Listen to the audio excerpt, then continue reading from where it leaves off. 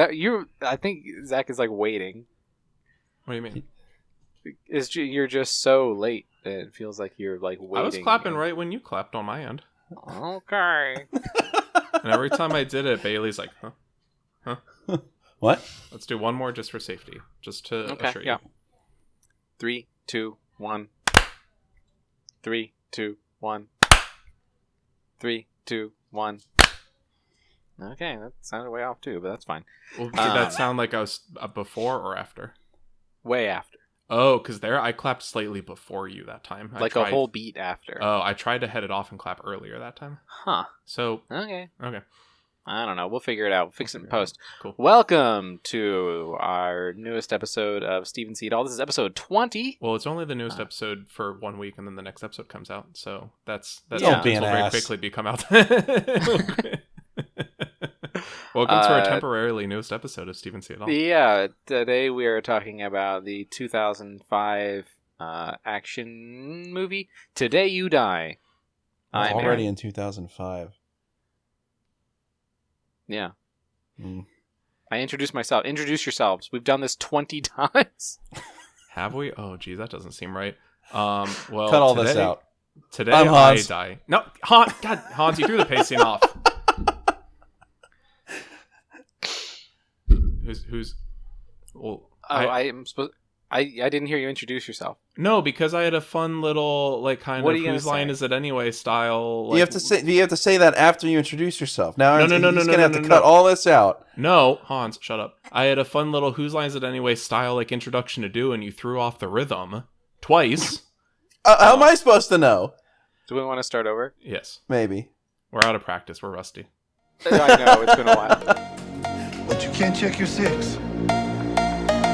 It's kind of like, taking a screwdriver to a gunfight. What's happening? Just like on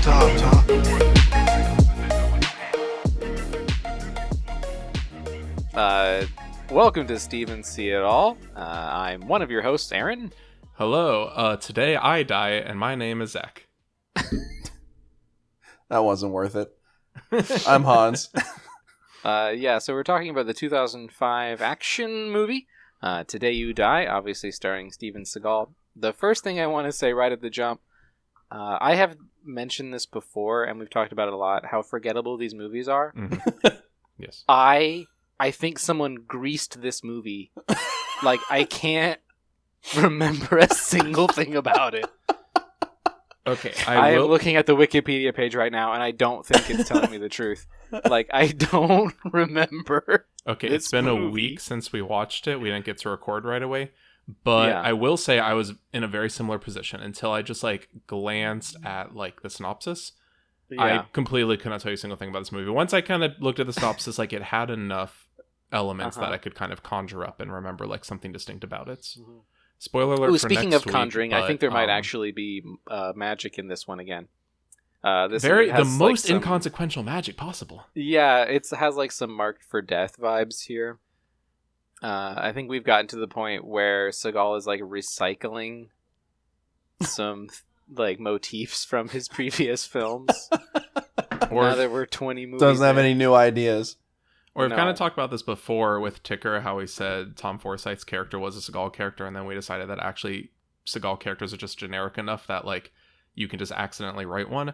Maybe he's not recycling his motifs, just the motifs are generic enough that you're oh, he's bringing that one back, and really it's just they were, Yeah. scraping the bottom of the trope bucket, and they just happened to hit the same one twice. Yeah, for some reason, inconsequential folk magic is a motif that pops up in multiple Seagal movies. I knows? explained that one, science. It really just adds to the charmlessness. Go ahead and why don't you run us through what happens in this one? Yeah. So in this movie, and I'm just very honestly, I had to read the Wikipedia synopsis. So this is the Wikipedia synopsis plus things that jogged my memory from that synopsis. So Steven Seagal plays a character which Wikipedia tells me his name was Harlan Banks. Sure. I forgot about that. He is a modern day Robin Hood kind of character. He works with criminals to pull off bank heists and things. like robberies of some sort, and tries to give that money to like worthy causes and to the poor and things. But he's trying to get out. That's what he says. That's what he says. You don't actually. You only see him do that once at the very end of the movie. And it's not. It's I have so much to say about And that. it's very silly. It's very silly. We'll get to it. It's literally the last thing that happens in the entire movie. And so he's trying to get out of the business. And so he moves to Las Vegas. And he As you do. becomes a driver for like an armored car, like a armored car like a bank vehicle that transports large amounts of cash around Las Vegas. That's And supposed to be his thinks legit job. Mhm. Yeah, he thinks he's going legit. And so he's, partnered up with like an older guy who's been doing this for a while. He finds out that accidentally he's the getaway driver for a casino robbery. Don't you just hate it when that happens? I know. And so he ends up, driving the truck away and dumping the older guy on the side of the road. He gets away. He somehow hides $20 million in cash after sustaining a major head injury, which gives him amnesia for the middle Okay. 2/3. Does Now it? hold on. Does it it? gives Probably him, not. quote unquote amnesia. Yeah. Because he, I think, literally says like, I've got the amnesia, but if you bring me this guy, it might, jog my memory. Yeah, so I'm pretty sure the rest of the movie is about. Firstly, he goes to jail. Well, he was after that crash half past dead, so then of course they had to take him to jail just Yeah. like last time. The rest of the movie kind of plays out like Out for Justice. Like it's just a string of getting back at people. With Yes. like a healthy dose of Marked for Death. I would call it an unhealthy dose, but go on. And so the rest of the movie is basically him just like trying to get revenge on like the guy who owns the armored vehicles and stuff that Seagal thought he was going to help him go legit. Hijinks ensue. I'm really going to need people's help. No, He spends a lot of time in prison, I think. The thing is, honestly, you pretty much have this because the heist goes wrong. He goes to prison. He befriends Treach. The actor is Treach, playing a guy named Ice Cool. But then, very similar to Out for Justice, like the plot just meanders. They just kind of go around and do things for no reason of little consequence, Yeah, and Well- make quips at each other. Well, Yeah, Ice you're Cool skipping over helps the him- part. What? Yeah. Well, Sorry, so go ahead. I'm reading like the Wikipedia synopsis here. It's 3 paragraphs long. The first 2 paragraphs cover the first like 15 minutes. Mhm. The whole thing only covers like the first third. Yeah, because you get the entire movie in the first third of the movie. Like you can just turn it off after that, and you know how the rest is going to go. We've talked to just a minute ago about like scraping the bottom of the creative barrel. This is it. There are no new ideas left. There's no twist here. There's no even like an interesting spin on anything. It's just stuff from previous Seagal films arranged very slightly differently than the last time he did a movie where he was in a prison, or the last time he did a movie with weird folk magic on the side. Or the last time he just partners up with like a random black guy as a sidekick and just does quips at him for the whole movie. Like But, really doesn't take the quips and uncomfortable turns. Yeah. quips. Yeah. Like really bad, poorly written quips. Well, and a very weird energy to them where, I don't know about you, it doesn't feel like 2 guys quipping at each other. It's just like 2 guys saying things and the other guy's next to them, but neither of them really like yes. acknowledges each other. And then Seagal has to always get the last one, but the other guy, Ice Cool, always wants the last one. So Yeah. they just kind of keep going, and you're like, that was like normally you'd cap it off 3 quips ago and move on to the next scene. They just kind Yeah. of say things. They don't even really have conversations or quip at each other. It's very strange. No, so they drive around Las Vegas, pull up to random buildings, beat up and or kill a guy, and then get back in their car and drive to the next building. And they do that for an hour and a half. And they say And then the something. movie they They're think trying is to find Max. Sure. Who's the guy who set up Seagal? Yeah. For That's no, every single no time one no of those. reason. No Absolutely reason. no reason. Right. It is never explained.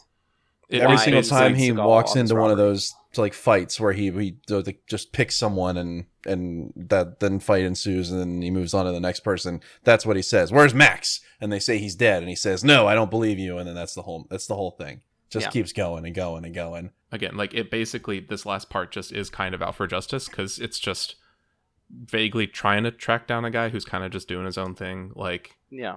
it just meanders in exactly the same way. Yep. And I think that was the shortest plot synopsis. Oh, at the end of the movie, as they're driving into Las Vegas, he and his wife, who exists in this movie and has like weird prophetic dreams, that's where the folk magic comes in. She like makes mandalas and has prophetic dreams and goes to fortune tellers and stuff. So she's like vaguely spiritual. She has like a bad dream about coming to Las Vegas and how she and Seagal are in danger, which obviously they are. He's a professional criminal, so I don't think you need magic to know that. If you're wondering if these dreams end up having any specific consequence or relation to the actual plot, they do not, other than just she is concerned about him, which she also could just, like you said, be concerned about him without having a weird, spiritual dream. Yeah, she knows that he is a professional criminal. Like, it's not like a secret that he's keeping from his wife. Like, she knows, and it's like vaguely supportive. But once the family get out, and so like as they're driving into Las Vegas, they pass by a quote unquote children's hospital, which is just like looks like a elementary school with just like a piece of white printer paper pasted on the outside that says like I have a Luke's screenshot Children's of Hospital this. or something. Yeah, put the screenshot in the imager. Okay. It made me laugh so much because it's the St. Thomas Children's Hospital with like this printout over like pasted over the top of it that says "going out of business," and I don't know Because children's hospitals have like fire sales. They have like a going out of business sale. They're letting everybody know that their last day is in 30 days, and there's like a little girl outside on the yard in a wheelchair. It's funny like a by gag itself, from The but Simpsons. Like it's funny by itself, but all I can just imagine is like, brain cancer treatments are 30% off. Doorbuster, we're going out of business.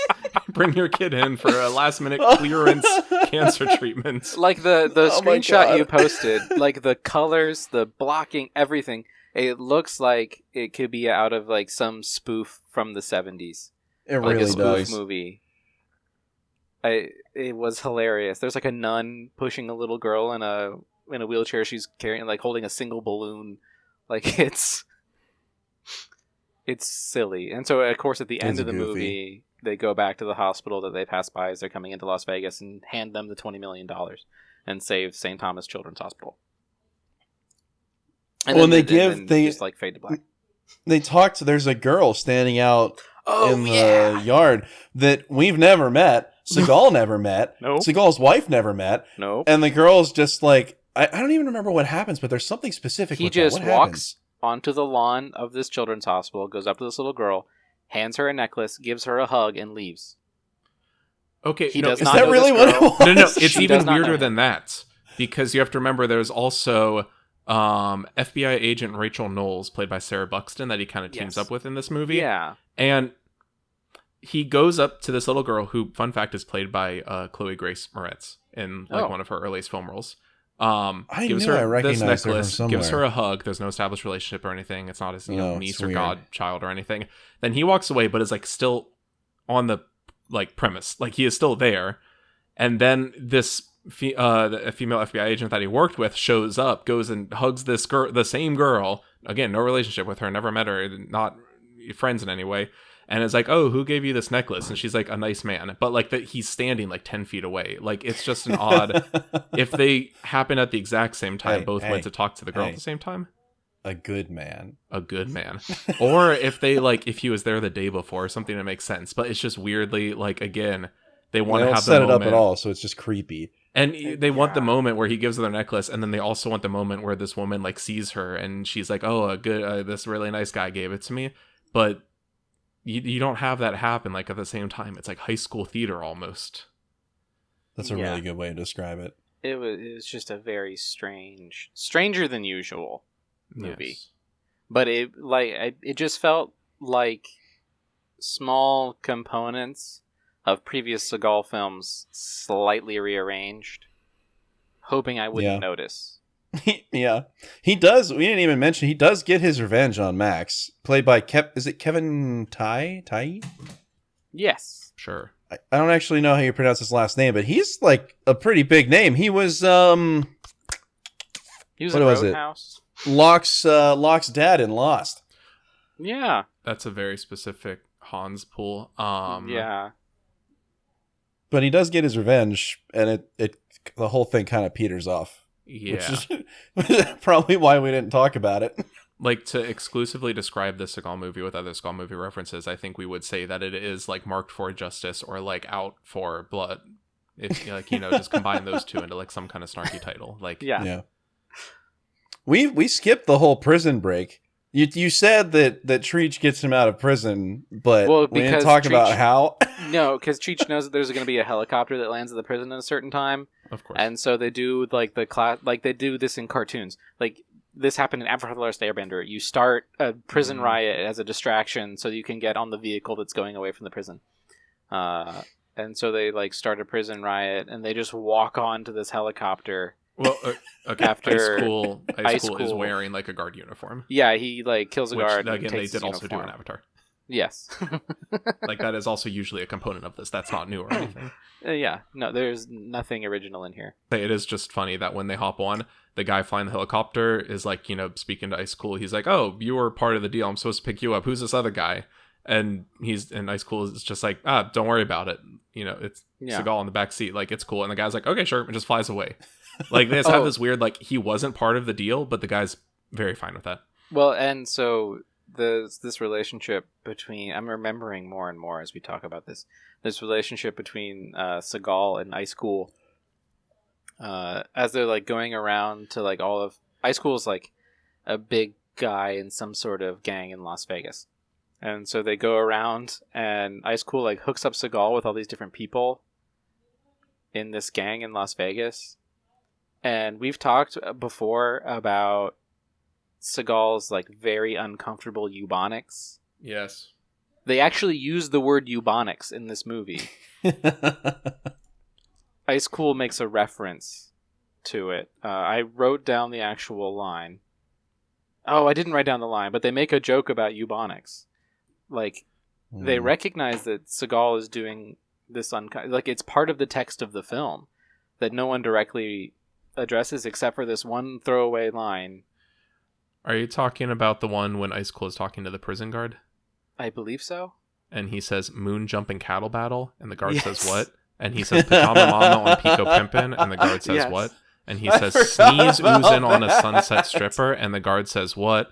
And he says, "Fool, you don't know G-bonics?" Yes. N-word. I said good night, and then knocks out the guy. And then Steven Seagal knocks him out from behind. Yes. G-bonics. G-bonics. Gangster eubonics. And so Seagal spends basically this entire movie speaking in a very uncomfortable caricature of an African-American accent. Oh, it's so bad. In another very unfortunate line, you have one of the other characters who says to Ice Cool, "Your friend Harlan walks like a black man and breathes like a killer." I have nothing more to say. I don't think he does either, but this may end up being a really short episode. The whole reason that Treach wanted to be anywhere near him was because it's the same thing. It's coming back to me now too. It's the same thing. He said, "If you help me get out of prison, you know, that might jog my memory about where that $20 million is." And so he ends up giving at the end of the movie, he gives Ice Cool a whole bunch of the money. Yeah. Well, but it's not just that he gives him the money. Like, Ice Cool is like kind of, they're still have an ongoing like relationship. It's not just like, here's the money to see you. Like, Ice Cool's like wearing a suit now, and he's like, I'll wire you the money from like my Swiss account or whatever. Mm-hmm. Like, yeah. It actually weirdly enough reminded me of the Bob Odenkirk directed film Let's Go to Prison. Like, there at the end, like when they like open their winery. Baby duck wine. God, we should watch Let's Go to Prison. Oh, it's such a good bad movie. Do we have literally like any other thoughts on this other than it was vaguely uncomfortable and not that fun to watch and very forgettable? I took notes. Oh man, I just like one of the first notes that I noticed looking back at my notes. And I came to regret this note. This is weirdly not bad. Oh. I mean, it wasn't. It was. It's kind of middle of the road. It wasn't good. It wasn't. it was just so nothing. It was so It's forgettable. because they took, it was inoffensive. It was they offensive, took like but one puzzle piece from each Seagal movie and then like shuffled them in a bag together and tried to like just make a new puzzle out of it. It was inoffensively offensive and offensively inoffensive. Yeah, just looking through my notes. I stand by that. I'm somehow half an hour in and have no idea what the central conflict is. True. Seagal Also, has a yes. weird black accent. Yes, Why did they very make weird. a eubonics joke? Yes. It is like the worst it's been since Submerged. I found my favorite quote. And this is from Ice Cool. I don't do karate, I do rifle. That was good. Damn, High School's the best. Whoever did Seagal's ADR is much better than the previous stand-ins for Seagal. Yeah, actually, the ADR and the like stunt work, like the subbing out like a stunt actor for him, are not the worst in this They're one. figuring it Okay, out. but I have a note about that. It is that his stunt actors aren't the worst, but the stunt actors are doing the fighting now. Like he's not even trying. It's the same thing we saw in I think it was Submerged, where it's just like close-ups of his face, like turning and looking into the camera or sort of off to the side of the camera, and then it's someone else actually like doing the karate chops. It is like we've seen in Submerged. It's also like we've seen in probably the last 8 movies of his, at least. Oh, No, maybe this one just stood out to me because it had been a while since I had seen any. so here's a question about the main villain, Max, who is in a combined like 5 minutes of this movie. Maybe. Yeah, pretty much. Is he a vampire? What? What? That's not what I thought was going to come out of your mouth next. Do you remember the end of this movie I don't remember anything about this where movie, he but goes go to on. Max's mansion and he Yes. goes down into the basement of Max's mansion and Max is sitting downstairs in the basement of his mansion on a pentagram playing the piano and drinking wine? Ooh, very Do you Castlevania. remember Oh, this? actually, I forgot about all of that. And he had henchmen coming up like out of the base, out of the like yeah, a he has like hole a in the dungeon. basement. Damn, you're making this movie sound I kinda forgot cool. about all What of that. That can't be right. It factors in not at all. It got No. really weird at the end. Yeah, I Not have as a weird note- as other ones have gone. No, but one Some of my of them take a last turn. notes is please be a vampire, please be a vampire, please be a vampire. Because it would be something interesting. It would have been better. But no, he's just a weird eccentric. Yeah, Yeah. that's fair. Aaron, I gotta be honest. I'm a little Yeah. surprised. One of my top notes is Aaron is going to have a lot to say about themes, and you haven't. I just haven't because why do you say that? Help me. I don't Help me remember. make content for this content. Does It was a relate week to the ago when I kind wrote of it down. Robin Hood-esque nature of it. I think it and was. prison I think it was and- probably because there were a lot of different themes presented. It was exactly like the What was the last prison What's one? another When they were on Seagal New film that we Alcatraz. can Half-Past reference? Dead. Was that Half Past? Yeah, that was That was Half Past Dead. Where they were, you think it's going to be about life in prison for a minute, and then it's not, and then you think it's going to be about vampires, and then it's not, and you think the dreams are going to have anything to do with anything, and then they're not, and you think it's going to be about revenge, and then it kind of is, but kind of not, and then so one of my principal problems with this movie is that even in the worst movies, they were about something. Like. It didn't do it well, but at least pretended to be about something. This movie isn't about anything. Well, and I think also in those, the reason like that generally you want to talk about them is because they present one theme and then the rest of the 2/3 presents not just like another theme, but a contradicting theme. Yeah. This one just kind of vaguely hints at 7 different ones, but never like, it never like even if one could anything. Contradict another, it doesn't commit enough to any of them to actually contradict itself. Yeah. It's like, here's something very topical. It's like a script written by an AI that was only trained on like 7 movies. And 7 all Steven Seagal movies. Yeah. Like, there's not nearly You're not enough wrong. data here. And maybe like the general awareness that like Robin Hood exists as a character in pop culture. Yeah. There's just not enough data here to actually do anything. Like, there are too many, not even half-baked. Like, the dough is raw. Different kinds of things. Bro, you can still see on. egg and flour in this dough. Yeah, that hasn't mixed it. Like, there's just so little happening here. It's not even like you said, Half Past Dead. Like, the opening speech is about, the injustice in prison systems. There isn't an opening speech in this one. There isn't like some sort of central societal conflict. It opens into a dream sequence, doesn't it? A nonsense dream sequence that doesn't actually play into anything. No, it affects nothing in the plot at all. A magical mandala appears on their bedroom floor one night. No, it wasn't that. He said that was like to watch over them or something, wasn't it? It was a seal of protection that neither of them put there. Like, it was a magical protective seal mandala, and neither of them put it there.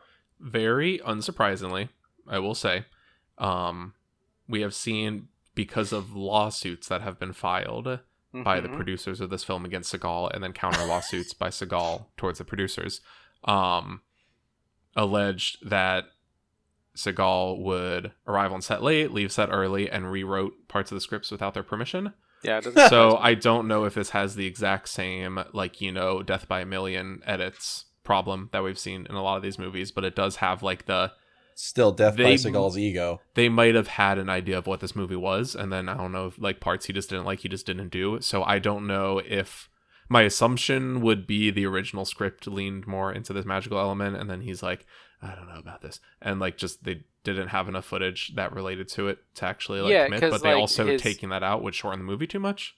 Yeah, like his wife is an occultist, and the villain is an occultist. Like, they're both into magic and fortune telling and stuff, but it factors in not at all. They just both happen to be into magic. I think Zach might be onto something though, because this one is exactly an hour and 30 minutes long. It's not even like the hour and 31 or 32. Like, if they couldn't have taken anything away. but you'll notice that like it only relates to these other characters. Like, Seagal like technically references this occultish stuff happening because he has conversation. Like, she says he has a dream, but I think even there he just says like, "Nah, I'll be fine." Like, his only interactions with this is dismissing it, so I wouldn't be surprised if that is purely just because he had no interest in that. Maybe this episode, I'm very sorry to our listeners, but maybe this episode is less about the movie and just more about, you know, what this period in Seagal's career is like. I did actually say this, like, we didn't meet to talk about the episode right after we watched it, but I did send message Hans something along the lines of, this feels almost like a bit like a turning point. Like we've talked about, it's weirdly it's like weirdly a theatrical Seagal movie. Like, you know, the 90s when he actually had theatrical releases, it kind of has the feeling of that, and also the feeling of his direct-to-DVD work. Like, well, like, there are certain aspects of this movie which are weirdly high budget. Like, I think it was actually filmed in Las Vegas. Maybe. There were at least a few shots that were.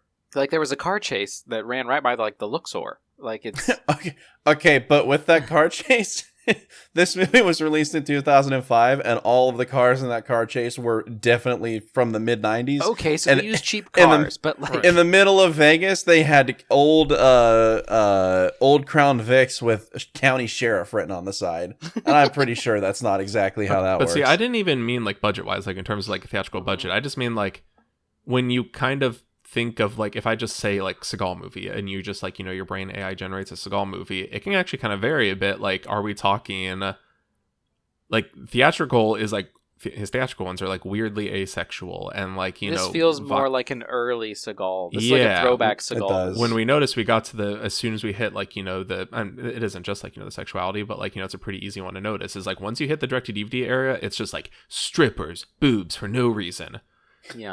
Like, it kind of has the sensibilities of a theatrical Seagal, but with the mannerisms of a DVD Seagal. This feels like a throwback to me. Throwback. But still, I will say, the music was definitely not from this time period when this was made. And there were so many freeze frames. There were just so many freeze frames. Through the entire movie, there were freeze frames. And I kept thinking, like, this is... It's like the editor yearned for the 90s. Maybe that was the assignment. I think I think you're right. It's just like a Seagal film. Yeah. But it still has too many of the trappings of a new Seagal film. Yeah, it was like... The trappings? It felt like... Try to make an early Seagal film when Seagal was at the height of his career. When he was a big name and people like cared about his movies and stuff. But you have to do it on a new Seagal budget, and there are so many things that have changed about him that you kind of can't help but make a new Seagal film. Yeah. Like, it has a lot of some of the trappings of the direct-to-DVD Seagal era. And I'm realizing as I say all this, I know too much about this man's career. I mean, I think that's guess kind what, of buddy? the promise. That's only gonna get worse.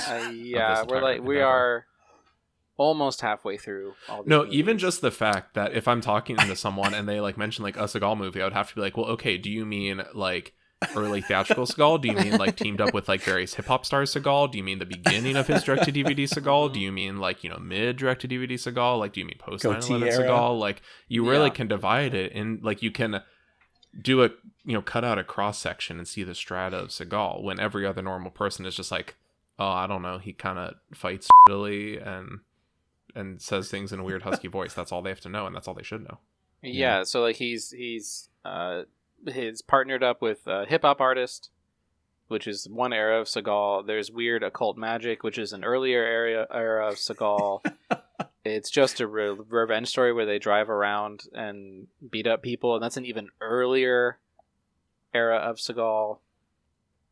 It's just picking themes from like different periods in his career. But then, like, the fight scenes are, like we said, close up of his face, shot of random arms flailing that doesn't even match in terms of lighting or direction, which is very much sometimes like even costume. Seagal. Like, it's not even the same costumes. Not the same hair. No. I do love the part whenever he's like fighting a dude like in a shirt or something, and he throws him out the window, and the guy is like wearing like a sleeve, like just like a vest or something, like bare arms. Like, it's not even a slight costume change. Like, he throws a completely different dude out a window. That part is very funny. That felt very straight to DVD Seagal. Yes. Yeah. There's just not a whole lot here. What are I think you said your favorite quote, Aaron? Yeah, I don't do karate, I do rifle. Do you have a favorite quote, Hans? Do you remember any quote from this movie? I do, and I this is the thing. I can't remember who said it to who, but someone says, "What's up?" and someone else says, same shit, different toilet." That's terrible. That's a good one. That one really got me. I think I didn't want to hear that again. I think mine just has to be whenever like Ice Cool kills a guy and he says, "No, today you die, bitch," or something like that. Because we've talked about this before. Some of the titles very on point. Some of the titles have absolutely nothing to do with the movie. Some of the titles theoretically had something to do with the movie until Seagal's ego in the edits, aka Submerged. This one, like, I don't know why though. It's not a line Seagal says. It's a line like the side character says to a random henchman, not to the main villain. He says, "Today you die." I don't know how that became the title of the movie, but by default that became my favorite quote. Y'all think you're above the law, but you ain't. Right. Like, that one makes sense. I mean, it doesn't make sense, but that one you see where it came from. Yeah. Go back and re-listen to our Above the Law episode if you want to know exactly why that does not make sense. No. But what movie would y'all watch instead of this one? What would you recommend that people watch instead of this one? I don't know. What's like a good revenge film? Taken? I don't know. I mean, yeah, I guess Taken. Taken, he does just like drive around Eastern Europe and beat people up. I'm pretty sure we've suggested Taken as an alternative before, though, haven't we? For The Foreigner, probably. Belly of the Beast. Whenever his dog gets another daughter kidnap story. Yeah. Mine is actually going to be Let's Go to Prison, because that one is just as bad, but actually makes me laugh. No, it's not just bad. I got to give Bob Odenkirk some credit. Don't be mean. It's not. Well, it's not. It's bad, but it's not. It's not bad in the same way. No. Like, it's at least genuinely hilarious. It's a very lowbrow, like, catch it on cable at 2 p.m. on Comedy Central style movie, but actually, like, Michael Shannon plays a really funny white supremacist prisoner in it. Like, it has like oddly good performances. It's awful to say that, but it's true. What's the line? Leonard was the kind of that gives white supremacists a bad name. Right. And Seagal has never said anything that funny. It's so bad. It's so awful, but you can't help but laugh. No. Okay, what would be your movie instead of this one recommendation? Yeah. Oh, man. I didn't have anything. I should have had something prepared. It's okay. I think we're going to get this one in under an hour. I think so too. Oh, absolutely. You think we're gonna come up with 22 more minutes? No, I refuse. Actually. Oh, you know what? Go watch Dune. Yeah, go watch Dune. Everyone should watch Dune. Yes, but wait, which Dune and why? The most recent one. Okay, yes, good movie. Did this make you think of Dune? Is that just it's completely random? So Mom and Mary came out last weekend to just to hang out for a little bit, and of course I had to show off the home theater downstairs. Well, of course. Mary really, really, really loves Dune, and she said, "Yes, babe." She said this was with the surround sound. She said this was a religious experience. Well, yeah. Okay, so very specifically, go watch Dune at Hans's basement. Just if you're a listener of the pod, just go to Hans's house, knock on the door, he'll let you in. You know where it is. You can watch Dune in the basement. It'll be chill in his home theater. Yeah, open invitation. You're welcome. I think if we wrap it up here, we can get this done in under 45 minutes. Yeah, the only other thought I have about this movie I'm very upset by is that his name is Harlan Banks. I really wish that they gave him the first name Robin, so his name could just be like Robin Banks, because then, lean into it. If you're going to be goofy, just lean into it. If his character's name was Robin Banks, this would probably get a whole other star for me. That's one of the problems with this movie. It leans into nothing. It is so silly, but it takes itself too seriously. It doesn't want to be silly, but it is. Yeah. And so 1.5 stars. It's just embarrassing. Me. 1 star. Actually, just for 1 star. So forgettable. Knocked it down. Definitely 1 star. Yeah. Cool. Look at that. 3 stars in total for what it's worth. Today You Die, more like I died last week when I watched this. Which Today is just You a slight Die, variation more like on what Zach said. More like Today I Forgot About this movie that I literally just watched. Yeah, Today You Die, more like what? Huh? Who's she? Huh? Eh? Eh? Okay, that's the end. I'm stopping the recording. Stop. Because I don't have anything to say.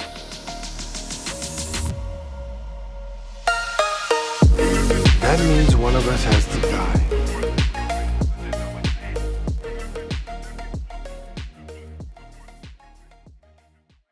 Okay.